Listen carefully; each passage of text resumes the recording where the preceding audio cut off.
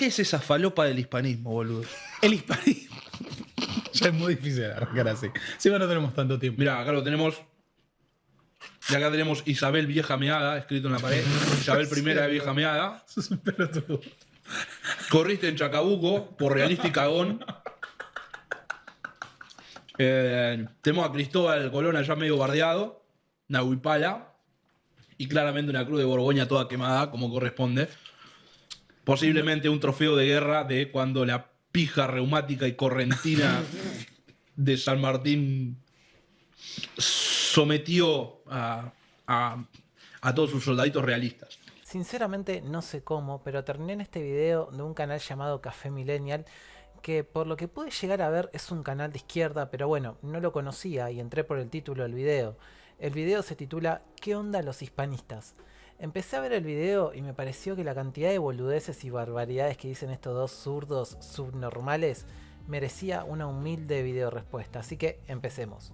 Uno de los grandes temas, acá cuando Santiago Armesilla dice la geopolítica de la leyenda negra, planteando que la leyenda negra es un discurso basado en fake news del 1600 que de alguna manera se sigue sosteniendo y reproduciendo en pleno siglo XXI, sin que haya ningún matiz puesto por la disciplina histórica al respecto, lo cual es imposible y solo puede ser concebido como una teoría de la conspiración. Quiero remarcar esto. Santiago Armesillas plantea, entre otras cuestiones, que es parte de la dominación de los pueblos, la construcción de la leyenda negra, y que sigue en boga por eso, y que reivindicar positivamente a los imperios generadores forma parte de viva el barba, forma parte de disputar el orden político y reposicionar a la iberósfera en el plano mundial. No sé por qué, es algo muy particular. O sea, literalmente está diciendo de forma explícita: quiero instrumentalizar la historia a favor de mi causa política. El zurdito que habla parte de un error, porque en teoría el programa este se lo dedican a criticar al hispanismo, pero arranca mal ya de entrada porque no está criticando al hispanismo, está criticando a Santiago Armesilla. Por si alguien no conoce, Santiago Armesilla es un divulgador que sube contenido a YouTube y su ideología es de izquierda, así que esto me parece más una interna entre zurdos, más que una crítica al hispanismo. Pero bueno, el tipo este, Santiago Armesilla, es un comunista que quiere agarrarse de la hispanidad para fomentar su socialismo internacionalista. O sea, en mi opinión, es un payaso infiltrado. Entonces, cuando estos zurdos del video arrancan hablando del hispanismo, pero hablan de lo que dice Santiago Armesilla, ya arrancan mal. Porque Santiago Armesilla no es hispanista, es un socialista. Y no existe tal cosa como el hispanismo socialista. Es como hablar de hispanismo nazi. O sea, es ridículo. Entonces, acá ya arrancamos mal, porque su crítica está dirigida a una persona y su opinión, que no forma parte del hispanismo. Pero bueno, eso en primer lugar. Pero hay algo que sí dice este chico que habla que me llama la atención.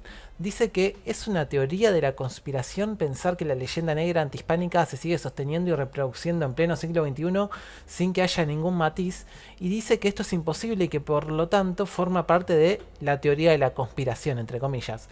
Esto que dice es una burrada, completamente. Desde la Revolución Francesa en adelante, la educación se estandarizó y con la conformación moderna de los Estados-nación, partiendo de la base expresada en el contrato social de Jacques Rousseau, la educación está monopolizada por el Estado y el Estado decide que si tenés hijos es obligatorio mandarlos a ser adoctrinados por el propio Estado para que estos sean futuros buenos ciudadanos o esclavos del Estado. Pero esto también ya lo decía Platón en su libro La República, donde dice que se tiene que adoctrinar a la gente miserablemente para que sean borregos, básicamente. Entonces, la educación moderna en los últimos siglos no es educación propiamente dicha, sino que es adoctrinamiento. Es un sistema que reproduce lo impuesto por la hegemonía, y esa hegemonía está en manos de una élite que reproduce lo que a ellos les conviene que sepas, no lo que vos necesitas saber. Teniendo en cuenta todo esto y centrándonos en el caso concreto de la hispanidad y la leyenda negra, claramente en todo lo que es Hispanoamérica vemos como el hegemón, o sea, la hegemonía que controla el sistema educativo, instaló un discurso, una versión de la historia. En las escuelas primarias ya a los chicos les enseñan que los españoles eran todos malvados, que nos tenían esclavizados hasta que llegó San Martín y nos liberó, y obligan a los chicos a rendirle casi idolatría a San Martín o a Bolívar en el caso de países como Venezuela. Las canciones, entre comillas, patrióticas, empezando por el himno argentino, son pura propaganda leyenda negrista. El himno a San Martín poco más y lo pone como un semidios. Por cierto, sobre el himno argentino hice concretamente un video. Y los chicos crecen con esta versión de la historia. En ningún momento se les presenta ningún matiz ni nada. En ningún momento te dan a elegir entre cantarle un himno a San Martín o cantarle un himno a Liniers, por poner un ejemplo. De la reina Isabel la Católica no les enseñan nada. La mencionan superficialmente y poco más, cuando es quizá una de las mujeres más importantes de la historia. Entonces claramente vemos un sostenimiento y una reproducción de una educación 100% leyenda negrista. Y si hay algún matiz que se hace recién en los estudios académicos más avanzados, como los universitarios, y solo a quienes les interesa la materia histórica. Pero el común de la gente que solamente hace la primaria y la secundaria, al menos que estudien una carrera universitaria de historia, solamente se quedan con la versión oficial. E incluso en el supuesto caso de que alguien haga estudios universitarios de historia, la mayoría salen adoctrinados con la versión oficial, que es la versión hegemónica de la leyenda negra, porque hoy en día todos los profesores, y sobre todo en Hispanoamérica, son todos zurdos, son todos marxistas. Entonces está clarísimo el hegemón leyenda negrista en la educación en general. Por lo tanto, como ven, es una estupidez o una deshonestidad intelectual decir que es una teoría de la conspiración, entre comillas, que los hispanistas digamos que se promueve la leyenda negra en pleno siglo XXI. Porque, como les acabo de mostrar, el sistema educativo hegemónico, con todas las diferencias que puede tener dependiendo del estado-nación del que hablemos, todos reproducen la misma leyenda negra hasta el día de hoy. Se sostiene y se reproduce. Entonces, lo que dice este muchacho es una completa falacia. Ahora sigamos escuchando a estos tipos. No, lo que quiero decir es, a mí me llama mucho la atención de cómo que el hispanismo sea popular en España.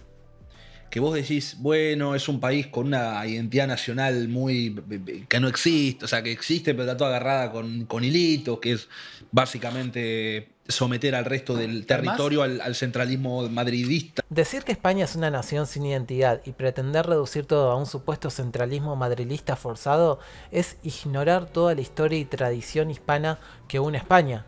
Pero también es ignorar algo esencial, y es que, como decía José Antonio Primo de Rivera, España no es un par de fronteras imaginarias. España y la hispanidad en sí es un concepto de universalidad, un concepto de unidad en dirección a un mismo destino.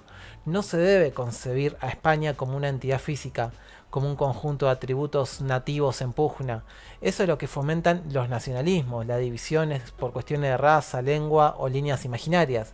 Pero en realidad la nación española no es una entidad física individualizada por sus accidentes étnicos o lingüísticos que pueden distinguir a una región y a otra, como Cataluña y Madrid, por ejemplo, sino que España es una entidad histórica que se diferencia de las demás por su carácter universal y su unidad de destino. Es una mirada tristemente reduccionista ver a España como un par de pueblos que están unidos porque Madrid los tiene atados. España es un bellísimo concepto de unidad de destino, y los pueblos que se reunieron bajo el signo de España, de la hispanidad, hallaron en lo universal la justificación histórica de su propia existencia. Por lo tanto, lo que hace de España una gran nación es justamente que pueblos o tribus de distintos lenguajes o razas se unieron en un destino común, y a esta unidad de destino histórica. Pero a mí lo que me llama la atención es, como te digo, que en España es una cosa, ¿no? Pero trasladado a Latinoamérica, y no sé por qué en Perú el hispanismo es tan popular, no lo sabemos. Si hay algún peruano en la sala nos puede contar. Pero que básicamente caigas en esa narrativa como decir, che, porque ni siquiera es... hoy me puse a pensar sobre la influencia del imperialismo estadounidense más allá de la dominación económica. Y en el momento que me puse a pensar en eso, caminé 30 metros en la calle y me di cuenta, encontré como 5, en 30 metros nada más, en un lugar en donde no hay mucho para leer. Estaba acá en el centro y no era como muy... leí como varias referencias que puedo decir, esto claramente tiene que ver con el dominio estadounidense en este lugar, como por ejemplo, no sé, había una casa de cambio que estaba cambiando dólares, al lado había un negocio con, en vez de estar escrito cosas en español, estaban escritas en inglés, y un par de cositas más, hasta en la pegada ahí en el auto, en la luneta de un auto, había un cosito que decía no importa, algo en inglés también, y digo, bueno, esto es parte de nuestro día a día y es muy difícil, como está naturalizado, poder señalarlo con el dedo. Pero retomar una narrativa tan falopa como la del hispanismo, ¿no? Que siempre se toma esto de que son nuestras raíces católicas. La madre patria, compartimos religión e idioma. Tipo, la única forma que sostengas eso en el continente americano no cuela, amigo, porque es como que España tiene el tamaño de 2 provincias acá y tenemos más de 20 así iguales que podemos seguir creando en Estados Unidos. O sea, Argentina tiene más o menos como 2/3 del tamaño de Europa. No cuela eso de, tengo tener una misma religión y un idioma te hace ser una misma nación, ¿no? Pero imagínense que nosotros tengamos esa idea de no es suficiente hablar un mismo idioma de una misma religión como para que quieren... yo también creo, lo que quiero decir es que no estoy yendo a ningún lado con esto. Sí, evidentemente no está llegando a nada, porque lo que decís se sustenta en la mismísima nada. Vamos a ver, como decíamos recién, España no es un mero estado-nación basado en que son toda la gente de una misma raza y que por eso se juntaron y crearon un estado-nación. España y la hispanidad en sí es distinto, es un concepto de unidad de destino, un destino que tiene componentes como los conceptos católicos de la universalidad, la igualdad ante los ojos de Dios, que nadie es ontológicamente inferior ni superior a nadie, etcétera, etcétera, etcétera. En torno a estos nobles valores de raigambre netamente católicas, se sumó América con la conquista hispánica de estas tierras. La nación española en Europa es un conjunto de pueblos que ciertamente son bastante distintos en algunos casos, pero que se unieron bajo el concepto de hispanidad. Y si ahora vemos aberraciones como el separatismo catalán, que se basa en cuestiones como el racismo, ya que se consideran distintos al resto de España, la cual, según algunos separatistas catalanes, es una nación, entre comillas, con baches en el ADN, como dijo un político hace poco, un político separatista catalán. Si vemos cosas como esta hoy en día, es justamente porque los poderes fácticos, en el marco ideológico de la leyenda negra, están fomentando y haciendo todo lo posible para desmembrar y desunir la hispanidad con todo lo que eso significa. Cuando acá, a las Américas, llegó España y por su cosmovisión católica se mezcló con los nativos, los evangelizó, los civilizó, los occidentalizó, incluyó al continente americano y a sus habitantes en la hispanidad. Y todos los hispanoamericanos pasamos a formar parte de la misma unidad de destino que nos hermana, que es la hispanidad, y pasamos a tener unos valores y una cosmovisión heredada de los valores cristiano-católicos hispanos, que forjaron nuestra identidad, que sí, va variando de zona en zona, pero al final del día nos une en la misma unidad de destino basada en la misma tradición que se arraiga principalmente en la religión y en el lenguaje. Y esto también es algo notable, porque este tipo dice que el lenguaje y la religión no son nada, que no son suficientes para unirnos. Esta subnormalidad la escuché muchísimas veces. Evidentemente la gente que dice esto no tiene conciencia de la profundidad de la que estamos hablando cuando hablamos de lenguaje y cuando hablamos de religión. La religión es quizá la cosa más importante que una persona tiene, porque va a definir su vida espiritual y va a definir su personalidad, en tanto que dependiendo de la religión, cada cual va a tener ciertos valores éticos y morales, una cosmovisión determinada. Y el lenguaje también es lo más importante que hay, porque el lenguaje no es solamente una herramienta tecnológica, sino que el lenguaje te moldea la cabeza. Dependiendo del lenguaje de una persona, esa persona va a pensar con una cabeza distinta y va a tener una determinada manera de razonar, que va a ser distinta a la de otra persona que habla otro lenguaje.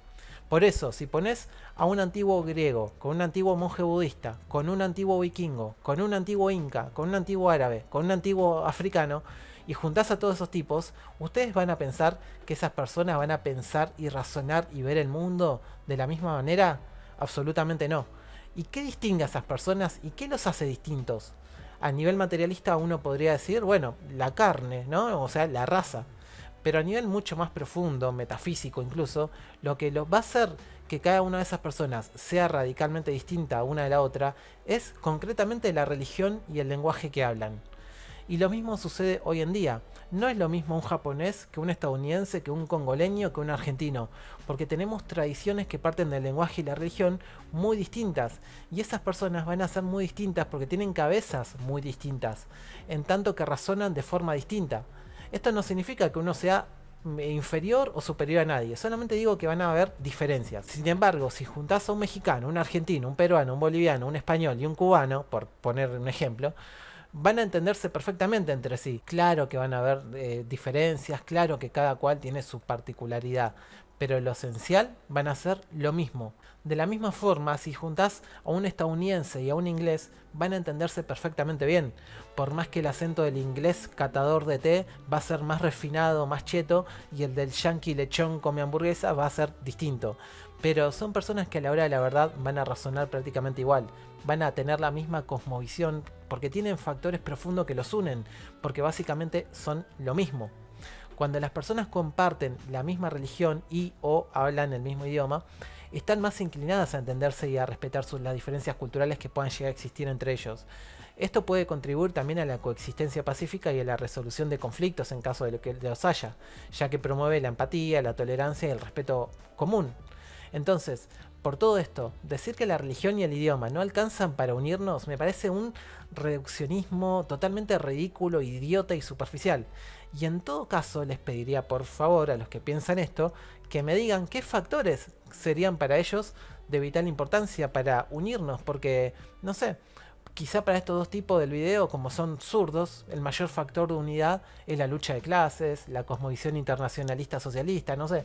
Y por ahí si viene algún nazi me va a decir que el mayor factor de unidad es el tema de la raza. Y para algún liberal lo más importante serán las cuestiones comerciales, si hay libre mercado, si conviene o no conviene. En fin, pero nada de eso es esencialmente importante dentro del concepto de hispanidad, el cual es, repito una vez más, un concepto de unidad de destino en lo universal, que eso es mucho más profundo que la raza, que la economía y mucho más que la lucha de clases, obviamente. Lo que quiero decir es cómo una persona que tiene algo tan distante hoy en día como el Imperio Español puede ser capaz de tomar esa retoma, agarrar eso, hacer una retoma y decir, por alguna razón deberíamos someternos al Imperio Español. Porque eso es claro, o sea, no es como que la respuesta más fácil sería la de oponerse y decir, no, amigo, ¿cómo voy a permitir tipo unirme al Imperio Español? Porque no es como que vamos a decir, no, vamos a unirnos al Imperio Hispánico, vamos a hacer toda parte. No, mentira. Mentira. Es básicamente traer de nuevo al Imperio Español y poner en realidad hay que hacerlo en pie de igualdad bajo la Iberósfera. Bajo la Iberósfera. No, Iberia. ¿Dónde es Iberia? No sé, decime. Decir que el Imperio Español es distante me parece un poco equivocado. Puede ser debatible, pero a ver, matemáticamente tenemos más tiempo siendo parte del Imperio Español que siendo independientes, entre comillas. Eso por un lado. Y por el otro, yo personalmente no quiero resucitar el Imperio Español. Eso quizá depende del hispanista con el que hables. En el caso de Santiago Armesilla, con su proyecto de socialismo y la Iberosfera y todo eso, como dije anteriormente, eso no es hispanismo. Eso es una mera infiltración socialista que se quiere disfrazar de hispanismo. Un socialista no puede nunca jamás ser hispanista, por una cuestión muy sencilla. El socialismo parte de una visión materialista, de la vida, del universo, de todo. Y la hispanidad es un concepto espiritual. De hecho, cuando acá se habla de Día de la Raza, se habla de una raza espiritual, como dice Juan Domingo Perón en el ensayo que escribió por el Día de la Hispanidad o Día de la Raza. No hablamos de una raza en términos materialistas como hacían los nacionalsocialistas, por ejemplo. El comunista Santiago Armesilla no es hispanista y su movimiento es como cuando acá Chávez, los Kirchner y Lula impulsaron esto de la patria grande. El concepto de patria grande en realidad no les pertenece a la izquierda, pero es una apropiación izquierdista de un concepto que se basa en una patria grande unida bajo la hispanidad. La izquierda, como siempre, en su historia, se apropia de banderas y de causas que no le corresponden. Esto lo hizo la izquierda toda la vida, y este caso de Santiago Armesilla, queriendo disfrazar su socialismo de hispanismo, es solamente un caso más. Pero en fin, para aclararle a estos muchachos, no queremos resucitar el Imperio Español, solamente queremos que se diga la verdad histórica. Y sí queremos defender la hispanidad porque es nuestra identidad tradicional y luchamos contra la propaganda que genera una versión histórica totalmente falaz y que genera un autoodio y un desconocimiento de nosotros mismos que redunda en una falta de identidad y por ende en que seamos fácilmente manipulables y estemos servidos en bandeja de plata para quien quiera dominarnos. Mira, acá lo tenemos. Y acá tenemos Isabel Vieja Meada, escrito en la pared. Isabel I de Vieja Meada. Eso es un pelotudo. Corriste en Chacabuco por Realista y Cagón. Tenemos a Cristóbal Colón allá medio bardeado. Nahuipala. Y claramente una cruz de Borgoña toda quemada, como corresponde. Posiblemente un trofeo de guerra de cuando la pija reumática y correntina de San Martín sometió a todos sus soldaditos realistas. Bueno, a esta falta de respeto, ¿qué se le puede decir? O sea, son unos pobres tipos que se creen vivos por hacer burla, por reírse. No vale la pena analizar esto, sigamos. Pero hay que remarcar algo que es importante. En realidad el hispanismo marxista y eso es un fenómeno recontra marginal. Sí. El hispanismo marxista. Ahora, el hispanismo, la reivindicación positiva de la identidad hispánica, sí está bastante presente en el peronismo de Perón. Ok, desarrolle. Muchos nacional-justicialistas lo reivindican justamente por la obsesión anti-anglosajona. Que no estoy diciendo que no está mal, quiero remarcar esto. Pero cuando ya es obsesivo es como que hay un punto ahí de sobredimensionar la injerencia del Reino Unido frente a Estados Unidos, por ejemplo, en ciertos contextos, que, ojo con eso, o frente a nuestra propia oligarquía, también ojo con eso. Lo que no tiene sentido es que un análisis materialista histórico te lleva a la conclusión de que España es un imperio generador, cuando literalmente toda la literatura historiográfica sobre la Europa de la Edad Moderna, más allá de sin caer en exageraciones, pone mucho énfasis en los problemas que tenía el funcionamiento del Estado español, ese enorme amasijo de fueros, privilegios caóticamente organizados, y que realmente el tipo de colonialismo de las potencias ibéricas, no solo España, sino también Portugal, resultó ser el más ineficiente y por eso fue el que perdió. Y bueno, para terminar, no podía faltar la clásica mentira de la leyenda negra y repetida muchas veces por los liberales más que nada, pero acá en este caso repetida por estos dos zurditos, y es que España era un desastre manejando la economía y la sociedad en sí. Claro, el imperio más glorioso de la historia de la humanidad era malo administrándose. A ver, igual es cierto que administrar un imperio tan grande es obvio que no va a ser perfecto. Y acá tampoco queremos armar una leyenda rosa del imperio. Obviamente que hubo errores, hubo un problema de inflación que después se solucionó. De las pocas veces en la historia que se solucionó la inflación, por cierto. Pero esta leyenda negra contra la hispanidad, diciendo que el imperio español fue malo económicamente, lo repiten muchos. Uno de los grandes culpables de que mucha gente diga esto es el escritor Antonio Escotado, un historiador liberal que se encargó de difundir la leyenda negra antihispánica. Acá hay mucho para decir, pero no me quiero extender demasiado. A ver, el imperio español tuvo el real de A8, que es la moneda más poderosa del universo. Eso ya de por sí es un logro bestial en materia económica. Pero no solo eso, España se podría decir que no solo no es enemiga del comercio, como decía Antonio Escotado, sino que es la que lo inventa prácticamente, porque la expansión del Imperio Español llevó a la creación de nuevos mercados internacionales. Durante el apogeo del Imperio Español se establecieron y mantuvieron rutas comerciales que conectaban Europa, América, Asia y África. El comercio transatlántico de bienes como la plata, el oro o los productos agrícolas y los bienes manufacturados contribuyó significativamente a la economía global.